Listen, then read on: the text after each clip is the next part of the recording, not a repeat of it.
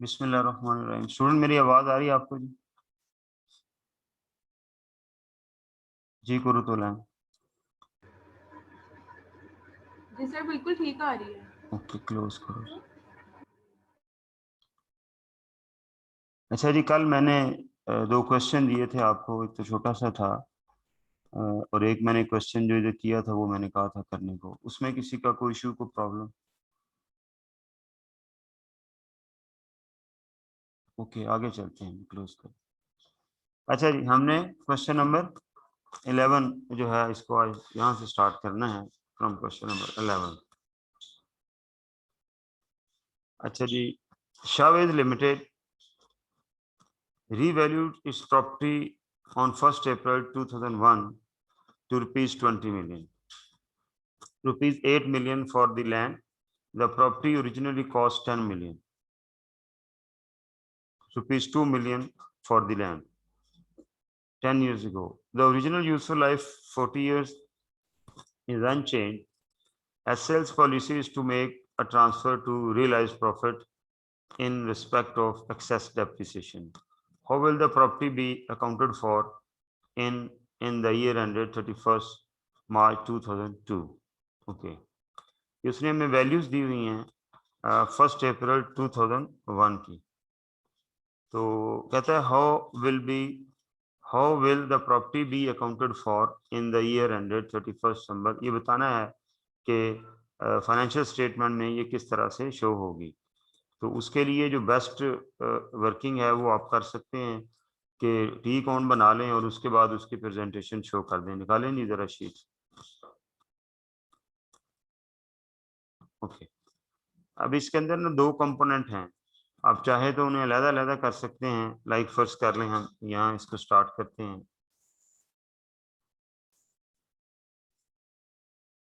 ये land component है।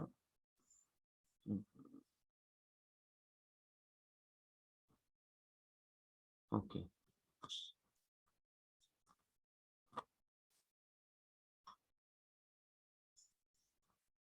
ये बिल्डिंग का कंपोनेंट।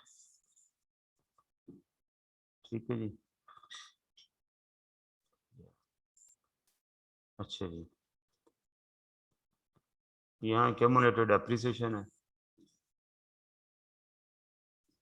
और ये इसका रीवैल्यूएशन सरप्लस।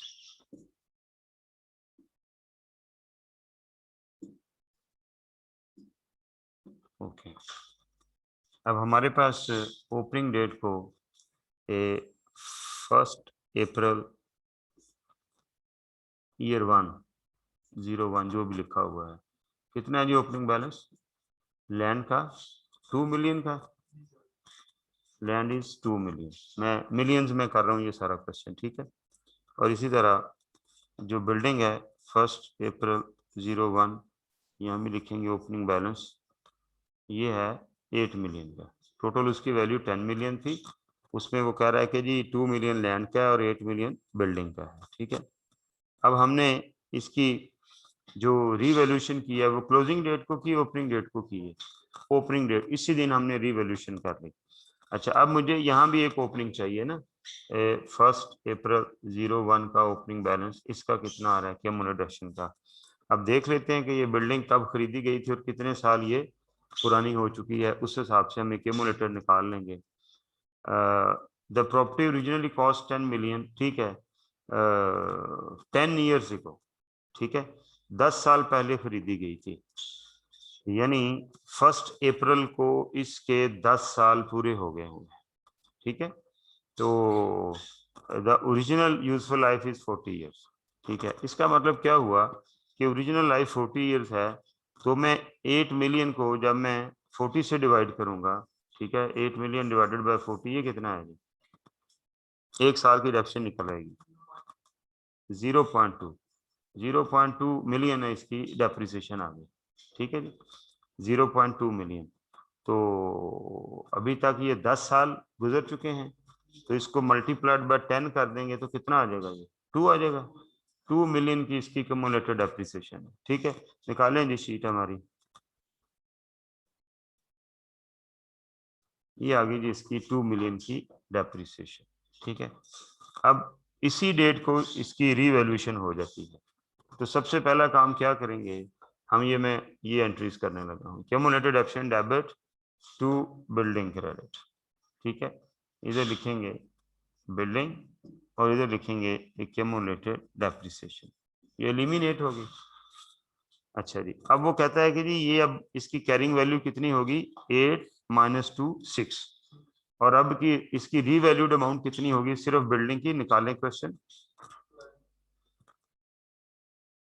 जी ये लिखा हुआ है कि जी इसको रीवैल्यू कर लिया गया 20 मिलियन, इसमें 8 मिलियन लैंड का है और बाकी 12 मिलियन जो है वो क्या है, बिल्डिंग है। तो अब देख लेते हैं 12 मिलियन के हिसाब से, तो ये कितना आ रहा है, ये 6, इसका मतलब 6 मिलियन कैरिंग वैल्यू आ रही, लेकिन 12 मिलियन की वो रीवैल्यू हुई है, इसका मतलब 6 मिलियन का रीवैल्यूएशन सरप्लस है। उसकी एंट्री क्या कर देंगे, ये डेबिट रीवैल्यूएशन सरप्लस और सरप्लस अकाउंट क्रेडिट 6 मिलियन से। ठीक है, यहां पर लिखेंगे बाय बिल्डिंग। ओके, और वो जो लैंड है उसका सरप्लस कितना है, वो उसकी वैल्यू की गई है 8 मिलियन की, टोटल 20 की गई ना, 20 में से 12 बिल्डिंग की है और बाकी 8 लैंड की है।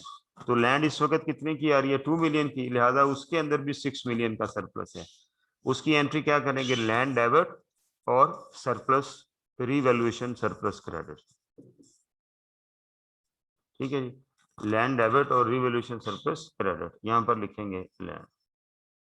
ओके, अब ओपनिंग डेट को जिस दिन रीवैल्यूएशन हुई, ये काम सारा हो गया जी।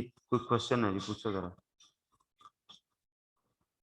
जी भाई, सर जो आपने लिखा है ओपनिंग लैंड और बिल्डिंग, ओपनिंग जो टोटल है वो 20 मिलियन है और लैंड इसमें से 8 मिलियन आना है और बिल्डिंग 12 मिलियन होनी है, आपने रॉन्ग लिख दी फिगर। क्वेश्चन आप मेरे साथ लाइन पे रहिएगा, क्वेश्चन निकालो जरा। आपने जो ओपनिंग डाटा लिखा है, आपको नजर नहीं आ रहा यहाँ पर क्या लिखा हुआ है, रीवैल्यूड इट्स प्रॉपर्टी, रीवैल्यूएशन के बाद इतनी है, समझ आई कि नहीं, यस सर आ गई। आगे चलो, जरा होश से बैठा करो, चलो।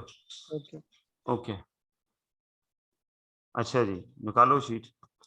अच्छा जी, अब ये ओपनिंग डेट को रीवैल्यूएशन होगी। ठीक है, उसने जरूरी नहीं है कि वो क्वेश्चन के स्टार्ट में कॉस्ट दे बाद में रीवैल्यूएशन दे, वो पहले रीवैल्यूएशन दे दी बाद में कॉस्ट दे दी, तो आप समझ रहे हैं कि जो रीवैल्यूएशन है वो कॉस्ट, ऐसा नहीं है, ध्यान से पढ़ेगा। ठीक है, ओके, अब एसेट हो गया जी रीवैल्यू, अब साल खत्म हो गया, जब साल खत्म होगा लैंड अकाउंट ने तो ऐसे ही क्लोज हो जाना भाई, इसके अंदर कोई हमें एडिशनल काम जो है वो नहीं करना पड़ेगा। ठीक है जी, हम इन अकाउंट्स को क्लोज कर देंगे। ठीक है, तो क्या हुआ, मेरे पास इसका कितना हुआ जी, 8 8, और ये मेरे पास इसका क्लोजिंग बैलेंस आ गया कितना, 8 मिलियन का, ये क्लोज हो गया जी। अच्छा जी, अब एसेट के ऊपर मैंने डेप्रिसिएशन चार्ज करनी है। एसेट कितने का इस वक्त, 8 और 6 14 - 2 12, और ये 12, इसकी रिमेनिंग लाइफ कितनी है जी, 30 ईयर्स है। टोटल लाइफ इसकी थी 40 ईयर्स, ये 10 ईयर गुजर चुके थे इसकी लाइफ को 1 अप्रैल को, तो लिहाजा रिमेनिंग लाइफ कितनी है, 30 ईयर्स। तो 12 को 30 से डिवाइड करें, हैं 0.4 मिलियन, तो ये डेप्रिसिएशन हमने चार्ज करनी है। क्या एंट्री करेंगे हम इसकी, ये एंट्री करेंगे depreciation debit to accumulated depreciation 0.4 million, ये डेप्रिसिएशन, ये क्लोजिंग डेट इधर लिखेंगे, मेरे पास जगह नहीं है। ठीक है, डेप्रिसिएशन चार्ज होगी। ओके, एसेट में यही काम करना था हमने, अब इसकी बैलेंसिंग कर लें, ये लें, मैं डेप्रिसिएशन अकाउंट हम नहीं बना रहे, एक्यूमुलेटेड बना रहे हैं, लिहाजा वही इफेक्ट दे दिया। ये कितना है जी, 14 और ये क्लोजिंग बैलेंस कितना आ गया, 12, ये रीवैल्यूड अमाउंट 12 ये और 8 ये वो 20 मिलियन पूरा हो जाता है जो आफ्टर रीवैल्यूएशन। ठीक है, क्योंकि ये फेयर वैल्यू के ऊपर है ना अकाउंट। ओके, यहाँ जब मैंने बैलेंसिंग की, ये देखें, इसको जब मैं बैलेंस करूंगा तो ये कितना हुआ, 2.4। ठीक है जी, 2.4, और यहाँ पर क्लोजिंग बैलेंस आ जाएगा 0.4 मिलियन। ठीक है, ये इसका जो है वो आ गया। रिवॉल्यूशन सरप्लस मैंने एक साइड पे छोड़ दिया, ये बैलेंस हो जाने। अब वो कहता है कि जी कंपनी की पॉलिसी है क्या आपने इंक्रीमेंटल डेप्रिसिएशन जो है उसको, एक्सेस डेप्रिसिएशन को आपने प्रॉफिट को रियलाइज करना है। मतलब ये कि आपने एक्सेस डेप्रिसिएशन की रियलाइजेशन करनी है। तो पुरानी डेप्रिसिएशन कितनी थी वो हमने अभी कैलकुलेट की है, ठीक है। 0.0 करंट डेप्रिसिएशन 0.4 है, ये जो अभी हमने चार्ज की है ये रही, ये देखें, ये मैं सर्कल कर रहा हूँ। और जो पुरानी डेप्रिसिएशन थी वो पीछे जाके देखें वो 0.2 ईयर बनती थी। तो एक्सेस डेप्रिसिएशन कितनी, 0.2। एक्सेस डेप्रिसिएशन कितनी है, 0.2। तो ये हमने इसको रियलाइज करना है। क्या एंट्री करते हैं, सरप्लस डेबिट 0.2 से 0.2 से और कंप्रीहेंसिव इनकम क्रेडिट, ठीक है जी। लो जी, कंप्रीहेंसिव इनकम हम नहीं ज़ाहिर बना रहे होते, तो ये 12 आ गया, ये 12 आ गया, तो ये माइनस किया तो 11.8 मिलियन, ये क्लोजिंग बैलेंस आ गया सरप्लस ऑन रिवैल्यूएशन का, ठीक है। अब जब आपसे वो पूछे कि ये अकाउंट्स में कैसे प्रेजेंट होगा, तो फिर आपने निकालो जी, एक ऊपर करो शीट, अब इसको भी शो करें हम इसको, ये देखें इस तरह शो करेंगे। जो भी कंपनी का नाम है वो लिख के यहाँ पर हम लिखेंगे, क्या नाम है कंपनी का जी, हाँ जी, शावेज लिमिटेड, शावेज लिमिटेड। यहाँ लिखेंगे statement of financial position,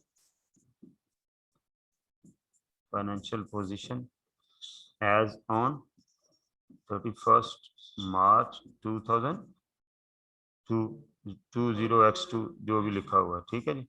okay, ये शो करेंगे हम इसको इस तरह से।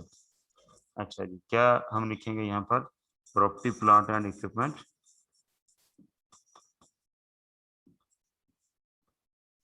ऊपर इसकी एसेट भी लिखेंगे, ठीक है। ओके, इक्विपमेंट यहाँ पे लिखेंगे सॉरी, पूरी प्रेजेंटेशन देनी है अदरवाइज नंबर काट जाएंगे। यहाँ पर लिखेंगे लैंड, आगे लिखेंगे एट फेयर वैल्यू, मेंशन करना है हमने, कितनी अमाउंट है जी इसकी, 8 मिलियन, ठीक है, ये सारी। और उसके बाद आ जाएगा building at fair value less accumulated depreciation. Fair value इसकी कितनी है, 12, और एक्यूमुलेटेड ऑप्शन अब तक कितनी है, 0.4, ये माइनस किया तो ये कितना आ गया जी, 11.6, तो ये हमने 11.6 ये शो करना, तो ये टोटल हो गया 19.6, ये एक तो ये शो कर दें, ठीक है। और बाकी जो है डेप्रिसिएशन वो 0.4 की शो हो जाएगी, वो ऐसा इतनी ज़रूरत नहीं है। और जी इसके नीचे हम जो लायबिलिटी साइड पर जब आएंगे तो वो हम यहाँ पर लिख लेंगे equity and liabilities, equity and liabilities, ऊपर ऐसे ही लिखना है जैसे ये सारा कुछ लिखा है यहाँ, ठीक है। और फिर इसके अंदर हम रीवैल्यूएशन सरप्लस को मेंशन करेंगे कि जी रीवैल्यूएशन सरप्लस जो है वो हमारा रीवैल्यूएशन सरप्लस वो कितना क्रिएट हुआ जी, 12, ठीक है। तो यहाँ पे लिखेंगे less realised and transfer to retained earnings, वो कितना है, 0.2, तो क्लोजिंग बैलेंस ये कितना आ जाएगा, 11.8, ये हो गया, ठीक है। वैल्यूर का नाम वगैरह दिया हुआ हो तो वो नीचे मेंशन करें, डेट ऑफ रीवैल्यूएशन बताएं, ठीक है, ये डिस्क्लोजर देने हैं, क्या जी, वैल्यूर नेम, ठीक है। स्टेटस बताना है उसका, स्टेटस से मुराद है बताना इंडिपेंडेंट है या एम्प्लॉई है कंपनी का, ठीक है। और फिर बताना है कि उसकी carrying value if revaluation has not been done, अगर रीवैल्यूएशन ना होती तो कैरिंग वैल्यू कितनी होती, ठीक है। वो लैंड की होती कितनी जी, 2 मिलियन, ठीक है, जाहिर है। और बिल्डिंग की कितनी होती, बिल्डिंग कैरिंग वैल्यू, ठीक है। तो 11 साल गुजरने के बाद 2.2 मिलियन माइनस हो जाता, तो 8 माइनस 2.2 मिलियन, उसकी डेप्रिसिएशन हो गई ना, 11वां साल ये हो जाता, एक साल की 0.2 मिलियन है ना, तो मल्टीप्लाइड बाय 11, तो कितना आ जाएगा 2.2 मिलियन। इतनी कम डिडक्शन हो चुकी हुई होती तो उसकी कॉस्ट कितनी है जी? जी हाँ जी, तो उसकी कॉस्ट जो है वो कितनी है? वो 8 मिलियन है। लिहाजा यहाँ पर लिखेंगे उसकी कॉस्ट लेस एक्यूमुलेटेड डेप्रिसिएशन। ठीक है, कॉस्ट अलहदा लिख लें, डिडक्शन अलहदा लिख लें, ऐसे कर लें। ठीक है, कोई मसला नहीं। ठीक है, इधर लिख लें उसकी कॉस्ट कितनी है 8 million less accumulated depreciation 2.2 million. ये ऐसे आ जाएगी इसकी कैरिंग वैल्यू। ये कितनी 5.8 मिलियन। तो टोटल कितनी आ जाएगी 5 और 2 7.8 मिलियन। तो ये मुकम्मल डिस्क्लोजर है अगर हमने ये क्वेश्चन मुकम्मल डिस्क्लोजर के साथ करना है। क्यों जी, हैंड रेज करके बताएं, समझ आई आप लोगों को?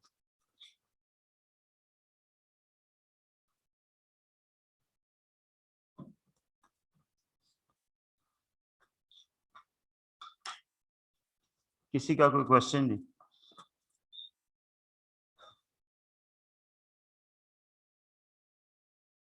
ओके, क्लोज कर दो इसको, चलाओ।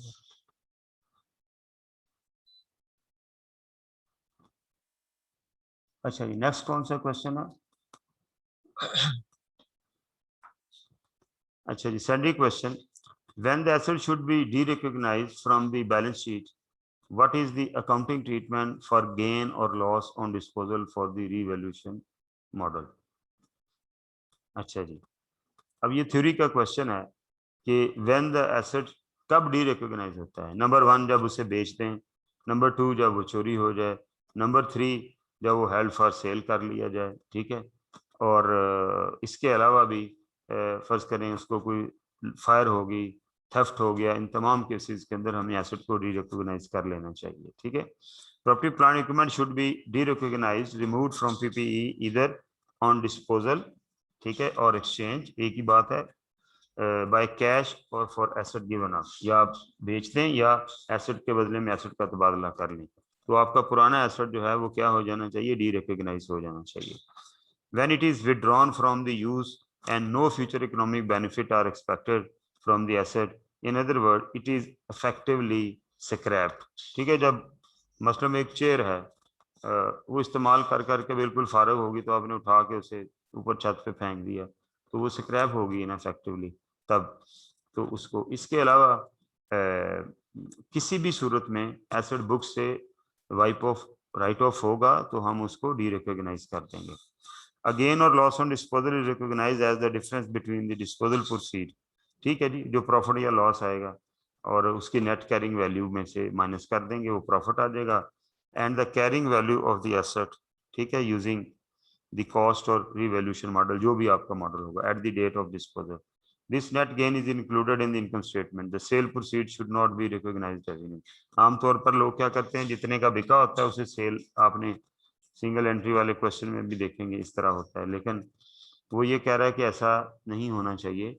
जो सेल प्रोसीड है वो इनकम नहीं है, बल्कि उसके अगेंस्ट जो उसकी कैरिंग वैल्यू है वो कॉस्ट है। सेल जितने का वो बिका वो रेवेन्यू है, दोनों को नेट करके जो डिफरेंस आएगा वो अगर प्रॉफिट है तो प्रॉफिट शो करें, अगर वो लॉस है तो लॉस शो करें।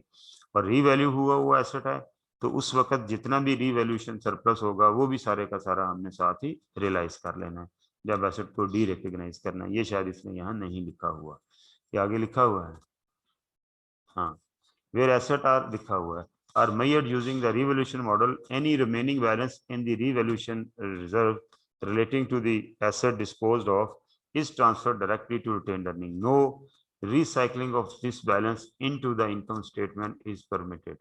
ठीक है, तो कहता है जी आपने इनकम स्टेटमेंट में नहीं इसको लेके जाना। ठीक है, क्या करना है, रिटेन्ड अर्निंग में डायरेक्ट लेके जाना। देखिए दो मुख्तलिफ बातें हैं। इनकम स्टेटमेंट में लेके जाऊंगा तो इसका मतलब ये होगा कि मैं इसे फॉर द ईयर इनकम बना रहा हूँ, इसे बोलते हैं रिसाइकलिंग। मैंने उसे रिसाइकल कर लिया, बैलेंस शीट्स के रिजर्व से निकाल के मैंने इनकम में डाल दिया, इजाजत नहीं है। वो कहता है जी फिर क्या करें, फिर आप सरप्लस को डेबिट कर दें और रिटेन्ड अर्निंग को क्रेडिट कर दें। रिटेन्ड अर्निंग को डायरेक्ट क्रेडिट करें बैलेंस शीट के ऊपर जाके। ठीक है, शीट निकालो जी जरा, ऊपर कर दो इसको। ये इधर का तो चलो देखें, जब हम एक बैलेंस शीट बनाते हैं तो उसके अंदर ये देखें, सबसे पहले लायबिलिटी साइड पर अगर मैं जाऊं तो हम लिखते हैं इक्विटी एंड लायबिलिटीज।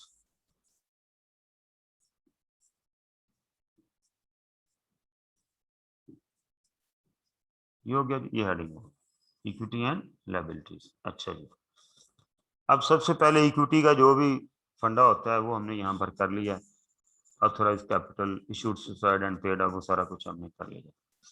उसके बाद आ जाते हैं जी रिजर्व्स। वो भी हमने क्या किया, उसमें हमने लिखा जी capital reserve, like share premium वगैरह जो हैं, ठीक है। उसके बाद हमने लिखा रेवेन्यू रिजर्व। रेवेन्यू रिजर्व इनके अंदर क्या होगा, रेवेन्यू रिजर्व के अंदर जनरल रिजर्व होंगे और रिटेन अर्निंग्स होंगी, ठीक है, रिटेन अर्निंग्स। और इसके साथ क्या होगा, रिटेन अर्निंग के साथ, रिटेन अर्निंग के साथ अच्छा जी, मेन बोल्ड हेड क्या हो गया, एक ये हो गया, दूसरा रिजर्व हो गए, और तीसरा क्या हो जाएगा, तीसरा रीवैल्यूएशन सरप्लस हो जाएगा, ठीक है जी। तो अब क्या करना है, ये जो सरप्लस यहाँ पड़ा हुआ है ये सारे का सारा उठा के रिटेन अर्निंग में ऐड कर देना, यानी ये बैलेंस शीट के अंदर ही एक एंट्री होनी है, एक हेड से दूसरे हेड में चीजें चली जानी है। रीवैल्यूएशन सरप्लस डेबिट ये नील हो गया और रिटेन अर्निंग में ये ऐड हो जाएगा, ये वो बात कह रहा है, ठीक है। तो रिसाइकलिंग इसकी नहीं करनी, रिसाइकिल का मतलब है आना इसने यही है, लेकिन आप क्या करें, आप इसे इनकम स्टेटमेंट में ले जाएं, फॉर द ईयर इनकम का हिस्सा बनाएं, और वो जो फॉर द ईयर इनकम होती है उसको फिर भी आपने रिटेन अर्निंग में ही डालना होता है। तो बात तो एक ही है, उसका फाइनल जो डेस्टिनेशन है वो रिटेन अर्निंग ही है, लेकिन कहता है कि profit and loss income statement के थ्रू मूव करने की इजाजत बिल्कुल नहीं है, ठीक है। आपने इसे डायरेक्ट ही सरप्लस से क्या करना है, रीवैल्यूएशन में ट्रांसफर कर देना है। क्यों जी, ये बात भी समझ आ गई आप लोगों को, हैंड रेज करें जरा।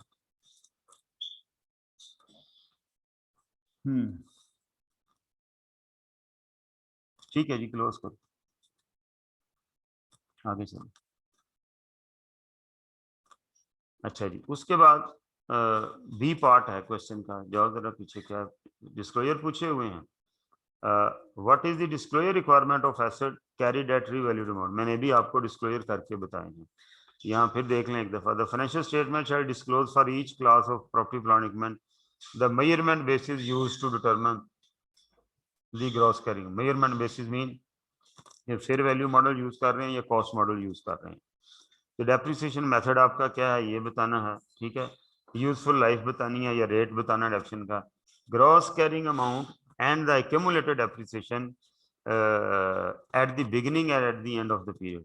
वो हमने बनाया ना एक क्वेश्चन के अंदर फिक्स्ड एसेट का शेड्यूल, तो उसमें ओपनिंग बैलेंस भी आ जाता है और क्लोजिंग बैलेंस कॉस्ट का भी आ जाता है, या फेयर वैल्यू पे हो तो वो भी आ जाता है, और एक्यूमुलेटेड डेप्रिसिएशन भी आ जाती है। A reconciliation of the carrying amount at the beginning and at the end of the period, increase or decrease resulting from revaluation, ये हमने बनाई रिकॉन्सिलेशन, जिस हमने लिखा था ओपनिंग बैलेंस इतना है, उसके बाद एडिशन इतना है, डिस्पोजल इतना है, रीवैल्यूएशन सरप्लस इतना है, रीवैल्यूएशन डेफिसिट इतना है, और सारा कर कर आके फिर हमने कहा क्लोजिंग बैलेंस इतना आ जाता है। तो ये रिकॉन्सिलेशन आपने देनी है। ये जनरल डिस्क्लोजर हैं, ये प्रॉपर्टी प्लांट एंड इक्विपमेंट के डिस्क्लोजर हैं, इनका कोई लेना देना जो है ना रीवैल्यूएशन के साथ नहीं है। ये स्पेसिफिक रीवैल्यूएशन के जो डिस्क्लोजर हैं, ये जहां अब लिख रहा हूँ, ये रीवैल्यूएशन के स्पेसिफिक डिस्क्लोजर हैं। क्या बताना है, the effective date of revaluation ये बतानी है। Whether independent status of the valuer मैंने अभी लिखा पिछले क्वेश्चन के अंदर। For each revalued class of property plant and equipment the carrying amount that would have been recognised had the asset been carried under the cost model. ये देखें, ये जो तीसरे नंबर की जो रिक्वायरमेंट है, ये मैंने अभी क्वेश्चन जो किया उसके अंदर मैंने लिखा हुआ है, नीचे करो जी जरा, वो शीट निकालो।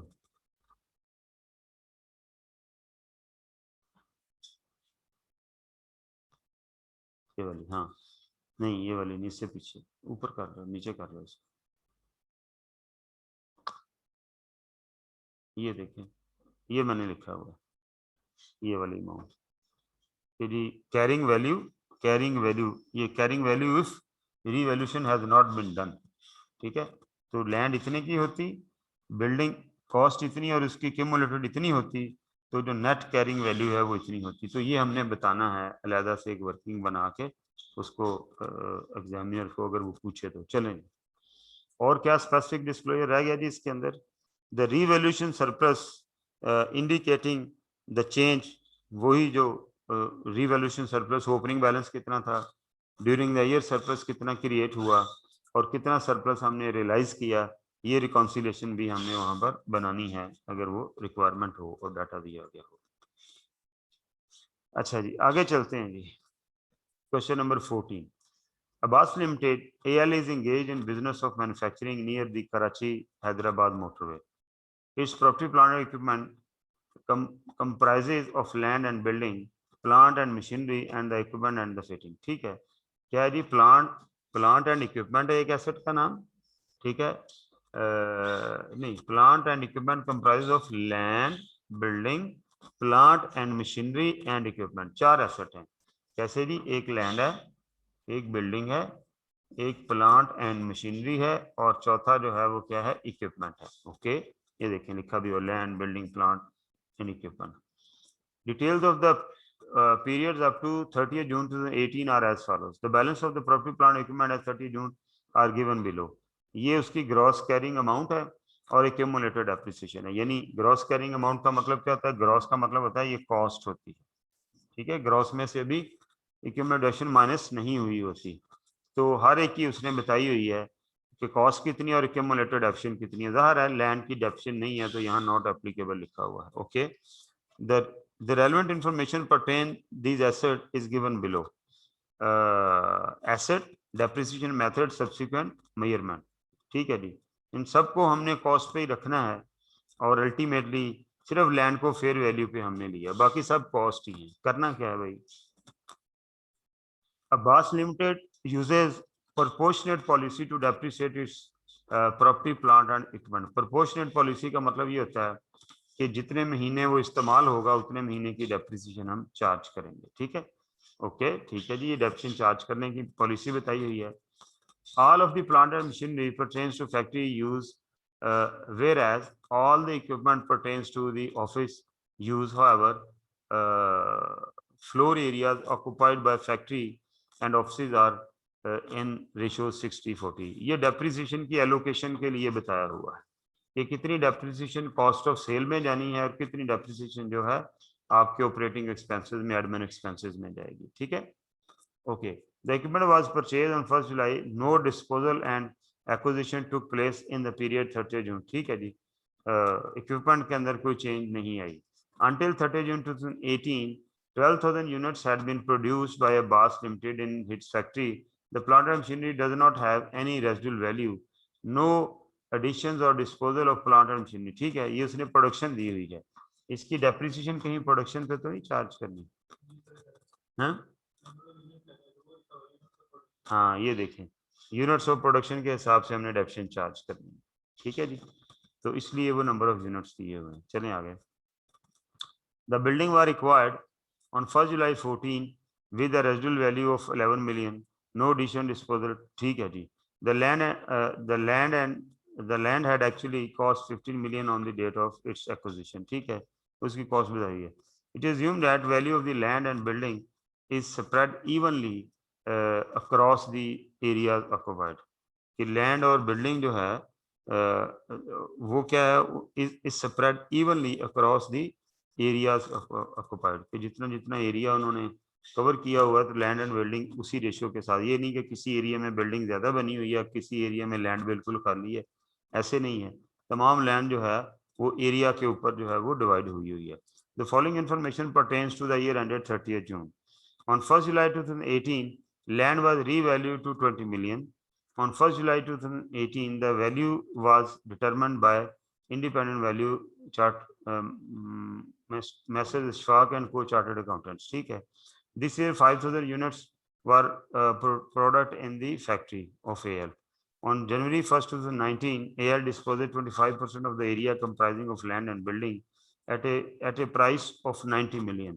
ठीक है, डिस्पोजल है, कहता है 25% आपने बिल्डिंग बेच दी, 25% जो है वो आपने लैंड बेच दी, क्योंकि उसने ऊपर बताया कि प्रोपोर्शनेटली इवनली स्प्रेड है यानी ये जो लैंड और बिल्डिंग है। The legal cost of drafting transfer agreement were ₹0.1 million. It is assumed that this disposal will not affect the proportion of areas occupied by the factory. ठीक है, कि वो जो proportion एरिया है वो उसी तरह रहेगा, वो अफेक्ट नहीं होगा। आगे चलें।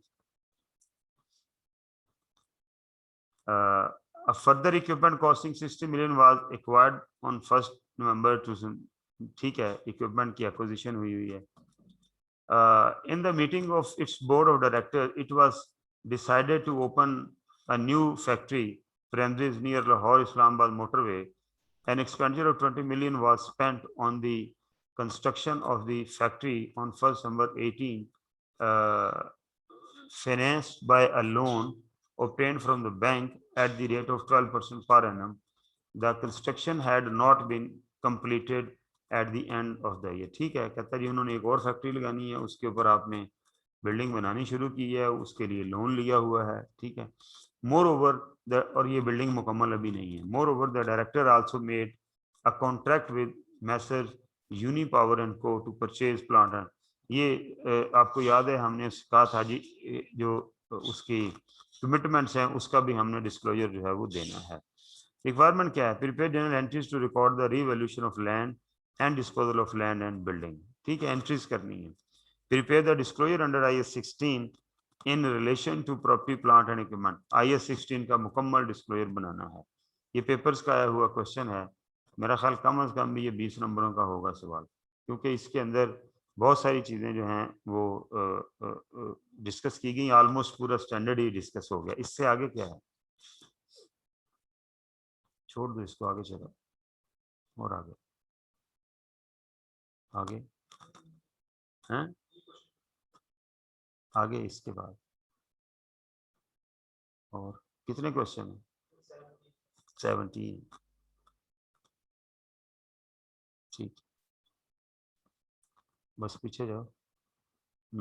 ये देखेंगे, मैं वो क्वेश्चन हम मुकम्मल पूरा अटेम्प्ट करेंगे, पूरा उसका नोट बनाएंगे। वो समझ लें कि क्लोजिंग क्वेश्चन होना चाहिए हमारा। जब हम पूरा चैप्टर कर लेंगे तो we will be able to attempt that question, और वो क्वेश्चन मैं खुद करूंगा। ठीक है, अभी हम उसे अटेम्प्ट नहीं करेंगे क्योंकि वो पूरी क्लास में ही मुश्किल से मुकम्मल होना है, तो we will do it possibly tomorrow. ठीक है, मैं ये क्वेश्चन नंबर 17 जो है इसके ऊपर जा रहा हूँ। चलें जी, question number 17। At 1st April 2019, Glacier Limited carried its office at its original cost of 20 billion and deficit of 4 million based on straight line method to its original cost. ठीक है, decided to revalue the office on 1st October 2019 to its current value, that is 22 million. The useful life remaining was reassessed at the date of valuation, and it is considered to be 40 years at this date. It is the company's policy to change the depreciation proportionately, to charge the depreciation proportionally. How the office will be accounted for in the financial statement of GL for the year. ये जो भी मैंने आपको question करवाया है 100% ये उसी तरह का सवाल है जो पहले मैंने सॉल्व किया है। तो आपका ये होमवर्क है जी, आपने इसे घर से अटेम्प्ट करना है। एक ये अटेम्प्ट करना है, पीछे चलो जी, सॉरी, एक ये क्वेश्चन अटेम्प्ट करना है, एक क्वेश्चन जो मैंने आपको करवाया है वो अटेम्प्ट करना है। ठीक है, और आपने ये क्वेश्चन नंबर जो ये वाला है ना, ये क्वेश्चन नंबर कौन सा है? 14 है, एग्जाम्पल 14 ये भी आपने अटेम्प्ट करना। ठीक है जी, ये हम अटेम्प्ट करेंगे, ये हमारा क्लोजिंग क्वेश्चन होगा। ठीक है, प्रोबेबली कल ही होगा। ठीक है, और आपका फिर होमवर्क क्या हुआ? 14 मैं करूंगा, आगे चलें। 13 मैंने कर दिया, 14 मैं करूंगा, आगे चलें। 15 आपने नहीं करना अभी, आगे। ये आप लोगों ने क्वेश्चन नंबर 16 अटेम्प्ट करना है, क्वेश्चन नंबर 16 ये अटेम्प्ट करेंगे, और आगे चलो 17। 16 और 17 ये दो छोटे छोटे सवाल हैं, आपने ये अटेम्प्ट करके आने हैं। ठीक है जी, आपका होमवर्क क्या है? क्वेश्चन नंबर 16 और क्वेश्चन नंबर 17 ये आप लोग अटेम्प्ट करेंगे।